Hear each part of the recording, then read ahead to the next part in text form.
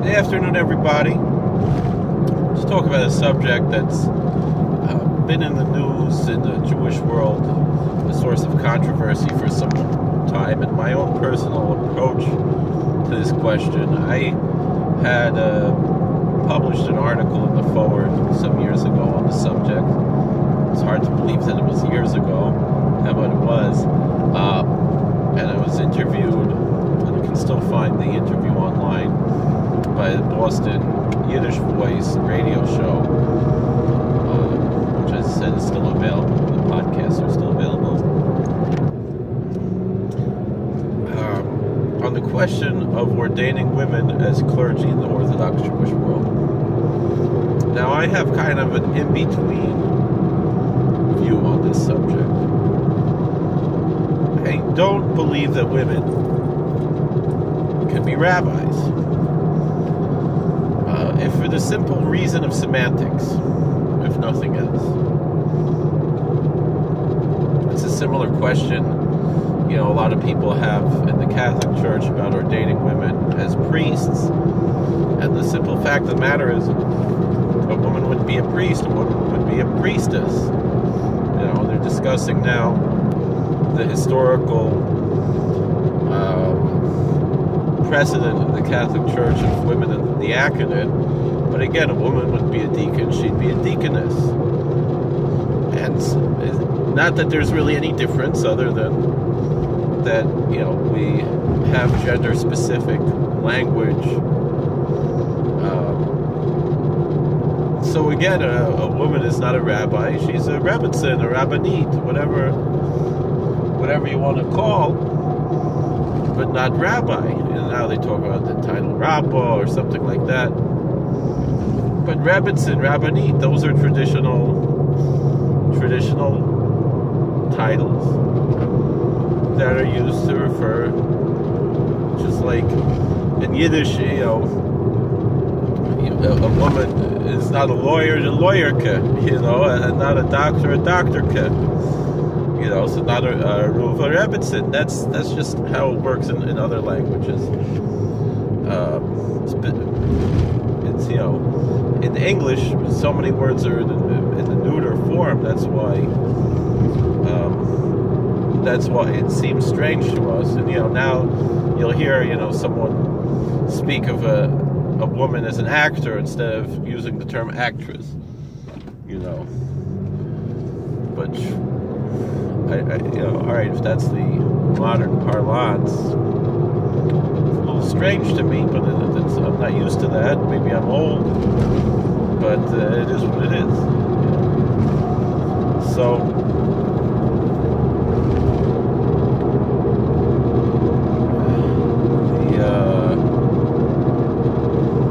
that's one aspect, but there's really more to it than just semantics.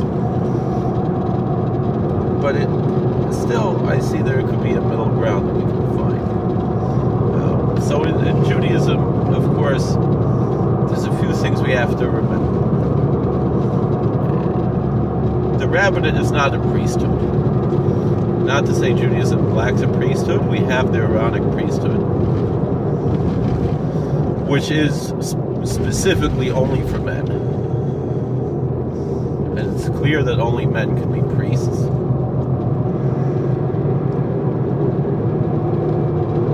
Although a woman who is the daughter of a priest and is still single, or a woman from any lineage who's allowed to marry a priest, who's married to a priest, shares in part of the priestly,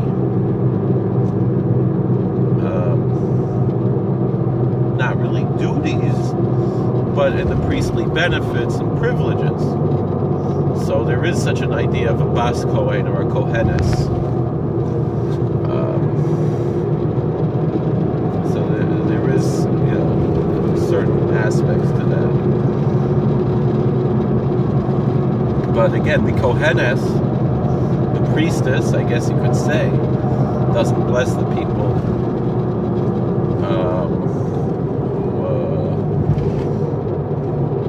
the way the priests do. And when the daughter of a priest marries someone who's not a priest, she loses her priestly benefits. Meaning, today there's really doesn't really make any difference, but in ancient times, with Truma and Meiser and so forth, so a priest could eat Truma, and so could any member of his family, his wife and his children. And his servants also, his Canaanite servants. Because they're part of the family.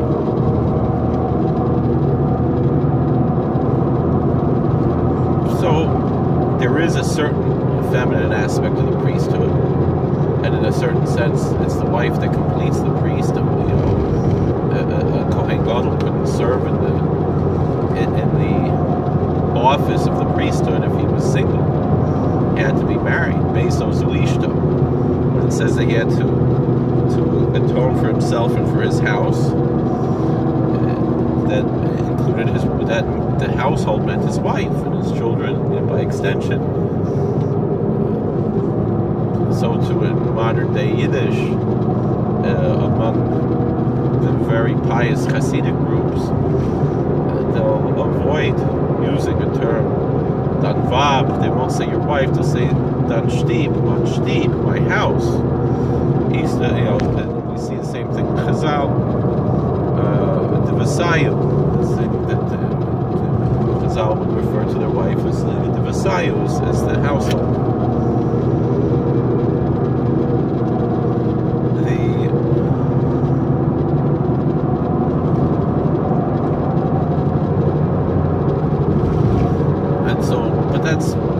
Separate issue. We're not really discussing that right now, because again, the priesthood in Judaism is not a matter of ordination, it's a matter of heredity and family.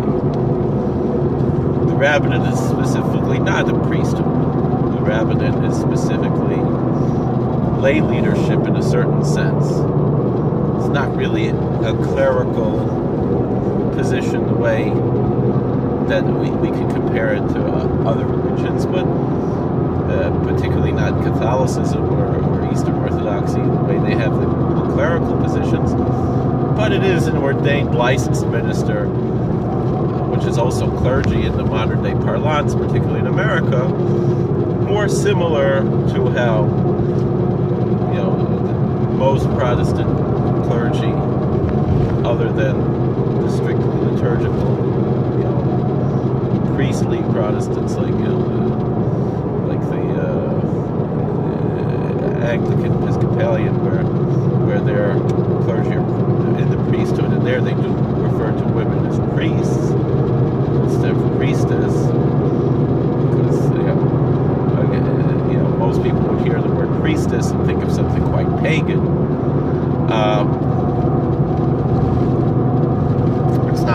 It's not a priesthood, other than just being Jewish as part of the priesthood of Mamleches Kohanim.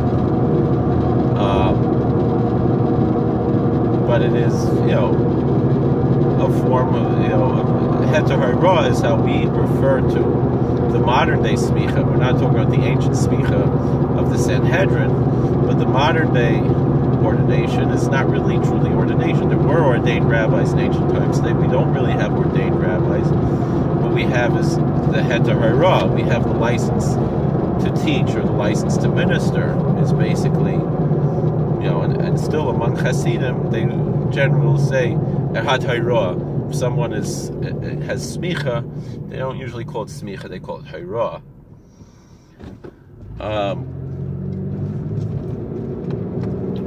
All of that being said,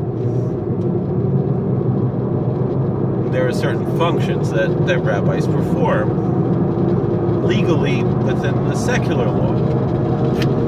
Witnessing weddings, and celebrating weddings and funerals and things like that. As a member of the clergy, that's what we have, the rites that we perform that really could be performed by anyone who is knowledgeable on how to perform them. There's no legal halachic reason that you need a rabbi to officiate a wedding. Technically, the groom could officiate for himself. We just don't do that, or to avoid not, but in ancient times that's how it was done.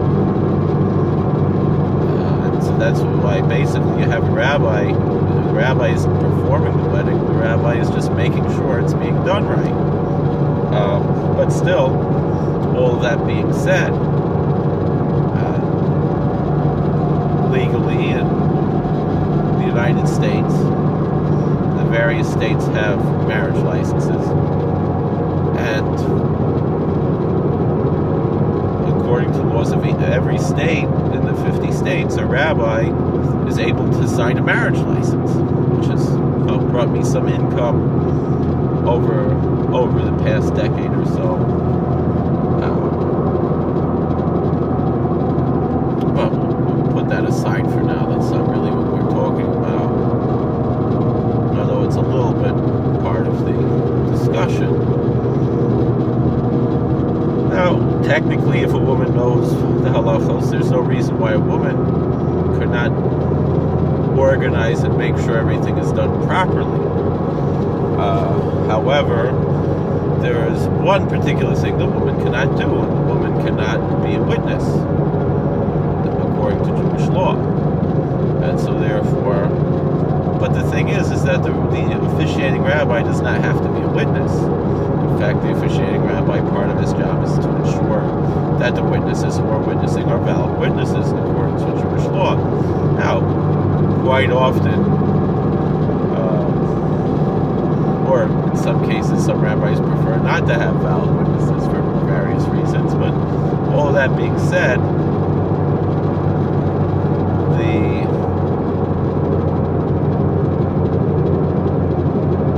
it's the witnesses who really make it that's technically a real kosher Jewish wedding. Which always boggled my mind when I would see, friends of mine who honored, just, their friends from school to be witnesses of the wedding, when, to me it's more important to have, I had rabbis who witnessed the wedding, important people, because you have to have valid witnesses, but we'll put that aside. But I myself, I've witnessed many weddings, and usually when I'm a Sar Kedushin, it's rare for me to have two kosher witnesses, so other than myself, and so I'll be one of the witnesses. Let's put that aside for now. Again, so that's one thing for sure a woman cannot do. A woman cannot be a witness. That's without a question. Even you want to discuss the question of whether or not a woman could read the ketubah or the Sheva Brachas, it's probably less problematic for a woman to read the ketubah than for her to read the Sheva Brachas, and it's probably less problematic for her to read the Sheva Brachas than for her to say the Brachas of the Sar Kedushin.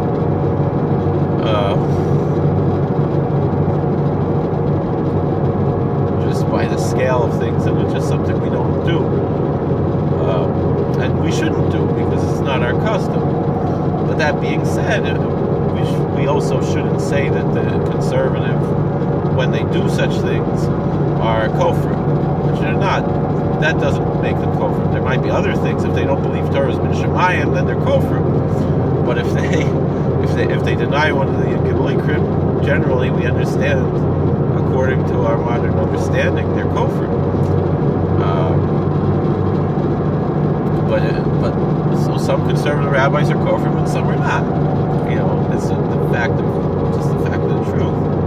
Many conservative rabbis are totally traditional, and even those who are egalitarian, it's not kfira to allow a woman to say Sheva Brachos, or certainly not to read the ketubah.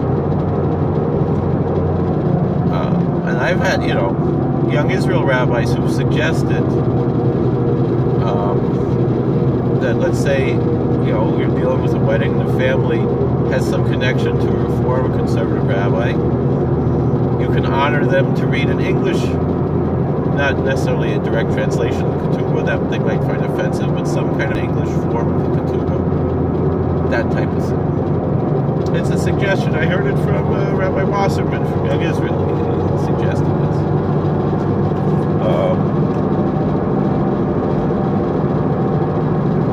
Although, just to be honest, I've considered, pious conservative Jews to be kosher witnesses if they're Shomer Shabbos and so forth. And I've spoken to Gedolim about this, who agreed that that's the halacha, that you could consider, someone who's Shomer Shabbos, and just because they, have a job where they work at a conservative temple, but they believe Torah is Neshamayim and they're Shomer Shabbos and so forth. Very frum Hasidish Dayanim have told me it's halacha. That's neither here nor there. The question here is, what's the idea of ordaining women as rabbis? Why would we do such a thing? What's the purpose of doing such a thing? And of course not as rabbis, but as some kind of a clergy. And the thing is, the Jewish community, particularly in the English-speaking world, has had other types of clergy other than rabbis, and that we will often designate with the honorific of reverend. Not so common today, but in the earlier days, it was very common for rabbis to be called reverend. If you look at the Cincino books, all the books from the Cincino Press, it will say the very Reverend Dr. Aaron Cohen, whatever, the very Reverend, Joseph B. Hertz, or whatever, and similarly, particularly in history, in colonial America, there were no ordained rabbis. The first ordained rabbi in America was Rav Rice, who came in the 1850s. There was at least one real Talmud Chacham. Before that was Yisrael Ber Kershi. But he didn't technically have a Heter Hara. He didn't technically have a Smicha, but he held the title of Reverend. And that was written on his Mitzvah, Reverend. And so to Shochtim and Molim, generally they would give them a title, Reverend. And Chazonim as well. Cantors also could hold the title Reverend. Doesn't mean that they necessarily were ordained or investitured as such, but perhaps they were, perhaps they had some training, but perhaps not. They really don't need it. They could have it, on the,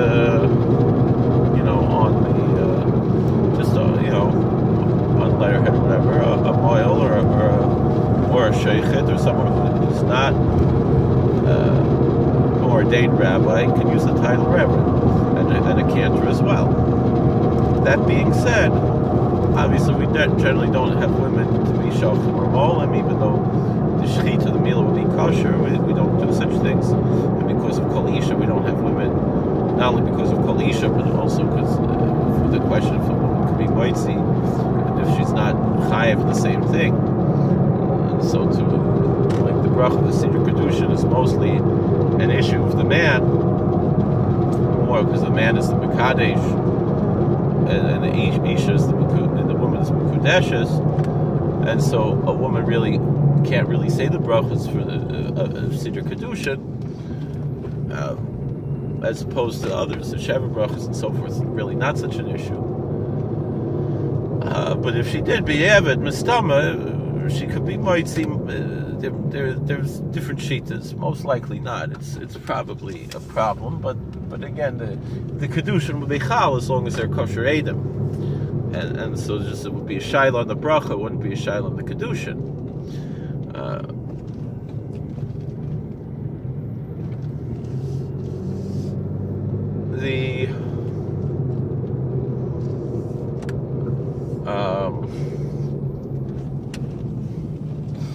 What else can we say about this, though? I'm already back in White Lake Homes. But the question is, why do we want women rabbis? Do we want women rabbis just because they want to show off, look, a woman could do anything a man can do? If that's the reason, that's a stupid reason. And that's the heresy of feminism that has no purpose. There's no reason to go and say, oh, a woman could do anything a man could do. it's much harder to say that a man could do anything a woman could do, because a lot of things that women can do that men can't do. So put that aside. But the better issue here to discuss is there a purpose in ordaining women as clergy? And the answer is absolutely, for practical reasons. And the thing is, we won't use a title rabbi. We want to write that she's an ordained rebbitzin, and she could legally use a title reverend as well. That a rebbitzin could be reverend, just like a cantor or a moil or sheikhet could be called reverend. Why not? And so if she doesn't need to go to school for this. She just needs to have a letter from the shul that gives her ecclesiastical endorsement. And what's the purpose? Why does she need it? Meaning, women have been teachers for years without having a smicha. And certainly if a woman's yoetzes halacha, she should be able to use the title reverend. Why not? Why would we deny that? And we've always had women being teachers, so they don't need to be a rabbi to be a teacher. To work in the shul, so too, if the shul wants to have a woman teach, have an official paid position, the shul wants to pay a woman. Why does she need a piece of paper for? Meaning, if the shul wants to hire a woman like this, what difference does it make if she has a piece of paper or not? The only reason I can think of that, practically why a woman should have some kind of an ordination is to work as a chaplain. And there is a distinct need for women to be chaplains. Orthodox Jewish women to be chaplains, absolutely. And, I remember some years ago, I had, tried to get a contract as a rabbi in a federal prison in Connecticut. I didn't know anything about the prison. I sent in my bid, and I lost the bid by $2 or $3 an hour, something like that, to a woman, a Reform rabbi. Being Orthodox, with my typical Orthodox prejudices and so forth. Oh, there we go. My ear just finally popped out. And I'm going to go in the lake and ruin it. So I was like, what's this? A lady, Reform rabbi, took my job. And then I looked into the prison, looked up, and I see it's a women's prison. I said, oh yeah, I don't want to work in a women's prison. So that being said, well, that was it, So I realized something. It's important that she has this job because that's where she belongs. And not that she belongs in prison. I'm saying she should have the job as a chaplain. But the question is like this: which is better, chaplain in a women's prison? Is it better to have an Orthodox Jewish man, a rabbi? Is it better to have a Reform Jewish woman who calls herself rabbi? Or an Orthodox Jewish woman who has some title, reverend, rebbitzin, whatever you want to use, chaplain. And from the Orthodox perspective, the obvious answer is the best of the three is the Orthodox Jewish woman. But she'll need some kind of piece of paper. Usually she needs to join some rabbinical organization, New York Board of Rabbis, something like that. And to join New York Board of Rabbis, usually you have to, first join a national organization. Which national organization is going to take a woman? These are the issues we have to ask. How can we balance these issues? And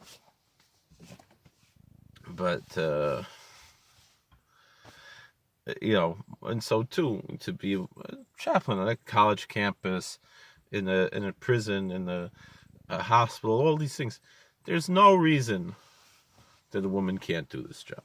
Absolutely no reason. And so we need to figure out some way. My answer is just very simple. Like in New York, we have the New York State Chaplain Task Force, groups like this that are non-denominational, and we have a frum contingent there, and there are frum women who are chaplains. from the New York State Chaplain Task Force. I'm a member of the New York State Chaplain Task Force myself. And we're hoping that sometime this summer we'll have a class. We're hoping if we can get 15 people, we can have a 3-day intensive class to certify chaplains. We're hoping we're going to have it here somewhere upstate. And really what would be nice is if we could have a total of at least 30 people, meaning at least 15 men, at least 15 women, so we could have separate classes for men and separate classes for women.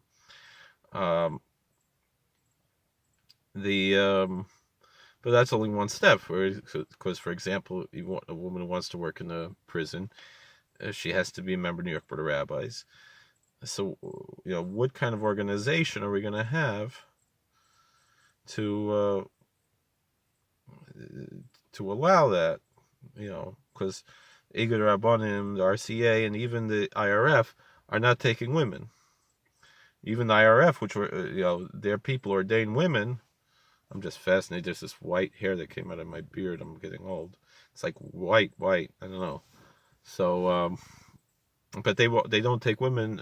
I know. As last I heard, they voted on it a few years ago. Maybe they voted again, but they don't have women in the IRF. Of course, not the RCA and the Igud. Although I got a tshuva from a dayan from the Igud that women could be chaplains.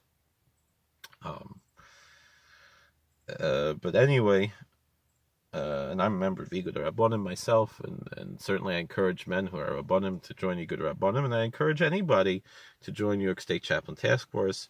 It's worthwhile, they give you a nice badge and so forth. Especially now with all the tzaras they're giving with Bikur Cholim. All the Bikur Cholim people should get chaplain badges.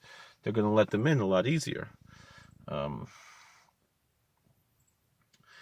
So these are the type of questions, and for me, this is the reason why it's important for women to be ordained. The question was, could a woman sign a marriage license? The dayan from the Igud said no, because it could lead to confusion. Not make her a din, but it's not recommended. Or other people say that sign marriage license for goyim. What's the problem? There's something I've done in my life. Maybe not to sign marriage license for Jewish couples. That could be confusion. But for non-Jewish couples, gotta. But these are the questions we got to ask. So thank you for watching. God bless. Please like, share, and subscribe. Comment. All the best. Tell me what you think. What I said makes sense. Is that a good balance between the extreme of the Maharat that essentially want women to really be like rabbis, and the Haredisha and right wing of the modern Orthodox who say no. And here I had from a Haredi organization say women can absolutely be chaplains. And it's not a crazy thing, and all through the Hasidic world, we always had, the Rebbitzin was the same like a Rebbe, and we've seen recently, even Rebbitzin could fear a tish and everything, and even there was sometimes a tzaddikus who didn't have, she was never married or anything, but she would be epis take fitlach and fear a tish and something like a Rebbe, that type of approach. And this type of spiritual leadership by women, why not? Why can't we have such a thing? It's nothing wrong with that. Obviously, there are things that are wrong that violate halacha that we cannot do, but the things that are halachically fine and sound, why not? In fact, it's better halachically to have, like we said, the case of a woman's prison. It's better to have a woman. In the case of even, some of these places that are coeducational, maybe they have a team of husband and wife, which is what I'm hoping to have in one of my places of work soon, that my wife will be Mirza Hashem. So thank you for watching. God bless. Please like, share, and subscribe, comment. Tell me what you think. Thank you.